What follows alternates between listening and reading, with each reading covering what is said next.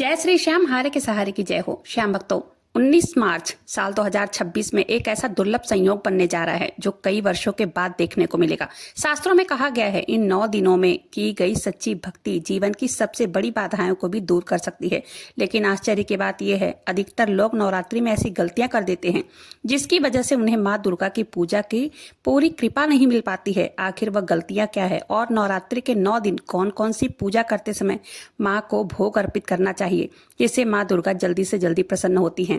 Video को अंत तक देखिएगा। स्थापना का सबसे शुभ मुहूर्त क्या है, सब कुछ बताऊंगी इसी वीडियो में। वीडियो पसंद आए तो एक लाइक कर दीजिएगा। श्याम भक्तों, कलश स्थापना का सबसे शुभ मुहूर्त जो है वो 19 मार्च की सुबह 6:10 से 8:35 तक माना गया है।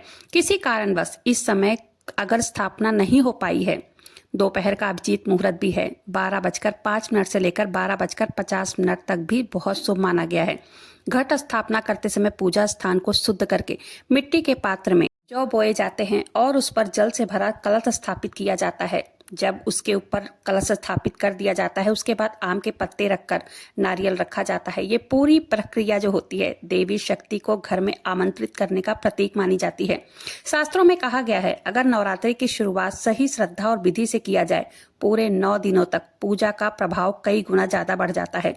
अब जानते हैं नवरात्रि के 9 दिनों में माँ के 9 रूपों की पूजा कैसे की जाती है। नवरात्रि के पहले दिन माँ शैलपुत्री की पूजा की जाती है। यह हिमालय की पुत्री हैं और शक्ति का प्रथम स्वरूप है। इनकी पूजा से जीवन में शीतलता और शक्ति प्राप्त होती है। इन्हें भोग में घी अर्पित करा जाता है। दूसरे दिन माँ ब्रह्मचारिणी की पूजा की जाती है।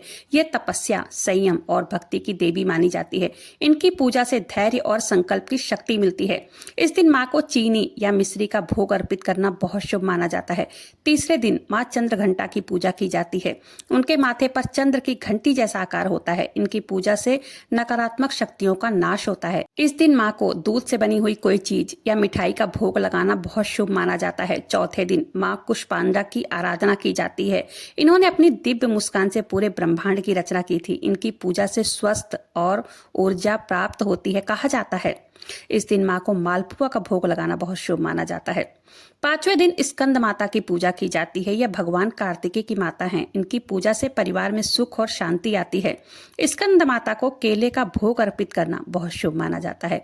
6ठे दिन माँ कात्यायनी की पूजा की जाती है। यह शक्ति और साहस की देवी मानी जाती है। इनकी पूजा से विवाह में आने वाली बाधाएं दूर होती है। इस दिन माँ को शहद का भोग लगाना बहुत शुभ फल देता है। 7वें दिन माँ कालरात्रि की पूजा की जाती है। इनका स्वरूप उग्र माना जाता है, लेकिन अपने भक्तों को भय से मुक्ति देती है। ये इनकी पूजा से नकारात्मक शक्तियों का नाश होता है। इस दिन माँ को गुड़ का भोग अर्पित करना बहुत शुभ माना जाता है। 8वें दिन में माँ गौरी की पूजा की जाती है, महागौरी की। यह शुद्धता और शक्ति का प्रतीक मानी जाती है। इस दिन कन्या पूजन का बहुत विशेष महत्व बताया गया है। कहा जाता है माँ को नारियल का भोग लगाना बहुत शुभ होता है। 9वें दिन माँ सिद्धिदात्री की पूजा होती है। यह सभी सिद्धियों और शक्तियों की देवी मानी जाती है। इस दिन पूजा करने से व्यक्ति को आध्यात्मिक उन्नति प्राप्त होती है। इस दिन माँ को तिल से बना या तिल का कोई भी मिठाई हो उसको भोग लगाना बहुत शुभ माना गया है। बात करते हैं नवरात्रि के उन गुप्त और विशेष उपायों के बारे में जिनके बारे में बहुत कम लोग जानते हैं। शास्त्रों में कहा गया है कि अगर इन उपायों को सच्ची श्रद्धा से किया जाए, माँ दुर्गा और माँ लक्ष्मी की कृपा बहुत जल्दी प्राप्त होती है। पहले उपाय के बारे में जानते हैं। नवरात्रि के दिनों में घर पर सोने से पहले घर के मुख्य द्वार पर गाय के घी का एक शुद्ध दीपक जरूर से जलाना चाहिए। दीपक की लौ जो है वो पूर्व या उत्तर दिशा की तरफ ही होनी चाहिए। इसे माँ लक्ष्मी के स्वागत का प्रतीक माना जाता है। ऐसा करने से घर की नकारात्मक ऊर्जा दूर होने लगती है और घर में सुख, समृद्धि और खुशहाली का आगमन होता है। दूसरा उपाय, आर्थिक तंगी परेशान कर रही है, धन की कमी महसूस हो रही है, यह उपाय बहुत प्रभावी माना गया है। इसके लिए पान का पत्ता लेना है। सुबह उठकर उस पान के पत्ते को माँ भगवती के चरणों में समर्पित कर दे। मान्यता है इस उपाय से करने से धीरे धीरे आर्थिक स्थिति को मजबूत बनाया जा सकता है। तीसरा उपाय, जीवन में अगर भ्रम, अवसाद या लगातार असफलताएं बनी हुई है, नवरात्रि के किसी भी दिन लाल रंग का त्रिकोण ध्वज लेना है। इसकी किनारी सुनहरे कोटों से बनी हो। माँ भगवती के किसी भी मंदिर में जाकर अर्पित कर दें। ऐसा करने से जीवन में स्थिरता आती है और रास्ते में आने वाली बाधाएं सब दूर होने लगती है। चौथा उपाय, यदि राहु की शुद्ध स्थिति आपके जीवन में बनी हुई है, राहु समस्याएं उत्पन्न कर रहा है, तो नवरात्रि के किसी भी दिन शिव मंदिर में जाकर भगवान शिव का कच्चे दूध से अभिषेक करें। और 2 लौंग भी साथ में अर्पित करें। मान्यता है इससे राहु की अशुद्ध स्थिति जो भी होती है जीवन में वो कम हो जाती है, जीवन में सकारात्मक परिवर्तन आने लगते हैं। 5वां उपाय, अगर आप अपने करियर में और जीवन में उन्नति चाहते हो, नवरात्रि के किसी भी दिन पूरी रात माँ के सामने घी का दीपक जलाएं। उसके बाद 9 तरह की मिठाइयाँ लेकर प्रत्येक मिठाई पर 1 लौंग रखकर माँ दुर्गा को अर्पित करें। यह उपाय नौकरी और व्यापार में प्रगति के लिए बहुत शुभ माना जाता है। अगला उपाय, नवरात्रि के दिनों में किसी को दान देना, भोजन कराना, यह बहुत शुभ माना जाता है।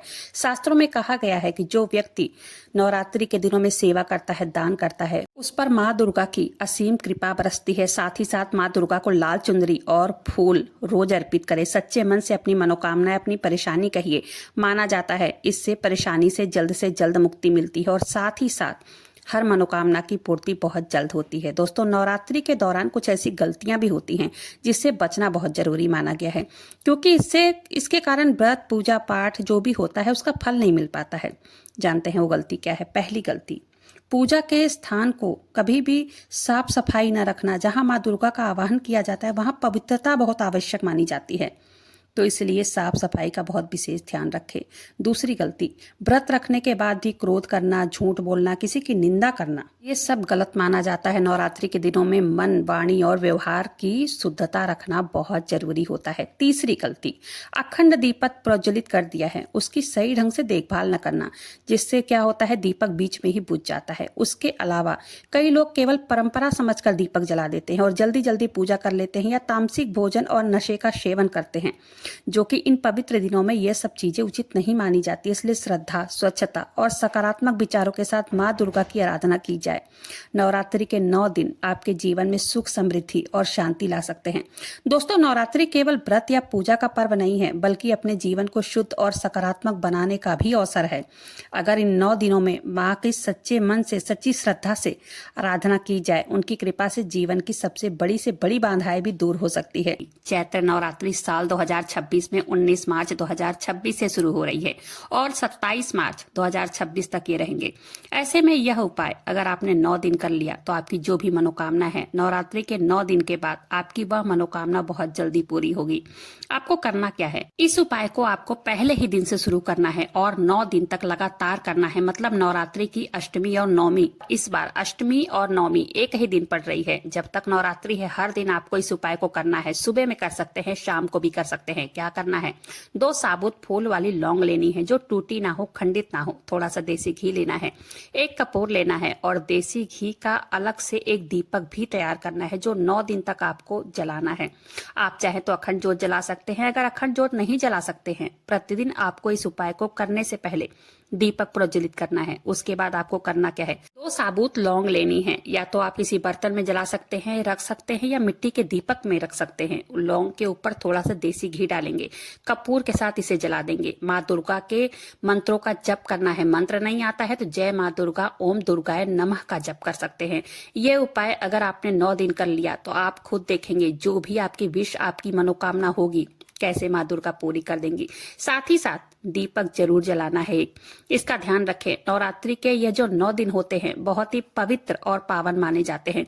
जितना हो सके अपने घर में सुबह और शाम थोड़ा सा कपूर जलाकर अपने घर में आरती करनी है माँ दुर्गा की, और कोशिश करें कि घर में पॉजिटिविटी बनाए रखें। आपके घर की सारी नेगेटिव ऊर्जा इस उपाय से दूर होती है। आपका पूरा घर, जब आप कपूर जलाते हैं और उस घर में देवी देवता ऐसे घर में वास करते हैं जहां कपूर जलाया जाता है। साथ ही साथ माँ दुर्गा को सिंदूर बहुत प्रिय है, तो लाल रंग का सिंदूर जरूर से माँ को अर्पित करें।